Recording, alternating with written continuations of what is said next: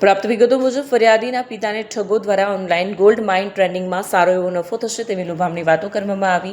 તેઓને વોટ્સઅપ ઉપર બનાવટી વેબસાઇટની લિંક મોકલી આપવામાં આવી, જેમાં રજિસ્ટ્રેશન કરાવી, BSGC નામની એપ્લિકેશન ડાઉનલોડ કરાવી, તેમાં લોગિન કરાવી અલગ અલગ બેંક એકાઉન્ટમાં ₹16 લાખ ટ્રાન્સફર કરાવી દેવામાં આવ્યા.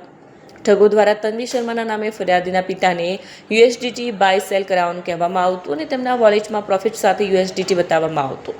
જ્યારે તેમણે રકમ ઉપાડવાની વાત કરી ત્યારે આરોપીએ વિવિધ ચાર્જના નામે વધુ રકમની માંગણી કરી પૈસા ઉપાડી ન લેવા દેતા છેતરપિંડી આચરી.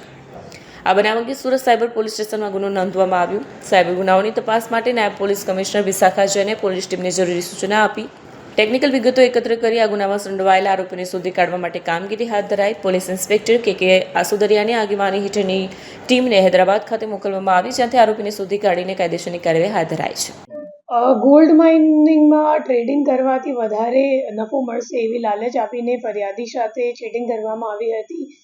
જે મામલાની ફરિયાદ સાયબર સેલ સુરત શહેર ખાતે નોંધવામાં આવેલ હતી, જેમાં 16 લાખની ટોટલ ફ્રોડ ફરિયાદી સાથે થઈ હતી.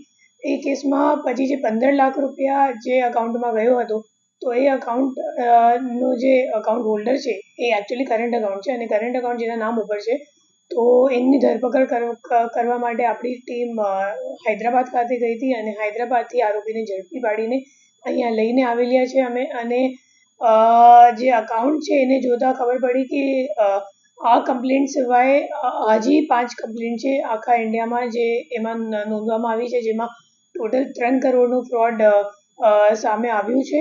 અને જે આરોપી છે એ છેલ્લા 2017થી આ અકાઉન્ટ એ વાપરે છે અને પોતે બાંધકામનું કામ કરે છે, કોન્ટ્રાક્ટ લે છે બાંધકામ માટે. અને અત્યારે એમને કામ મળતું નહોતું, તો ત્યારે ફાઇનાન્શિયલ સર્વિસીસ અને ક્રાઇમમાં લાગી ગયું હતું. અને હવે આ દિશામાં તપાસ ચાલુ છે કે આરોપી જેને કરંટ અકાઉન્ટ આપ્યું હતું ટ્રાન્ઝેક્શન કરવા માટે, તો એ માણસને પકડવા માટે અત્યારે અમારી તપાસ ચાલુ છે.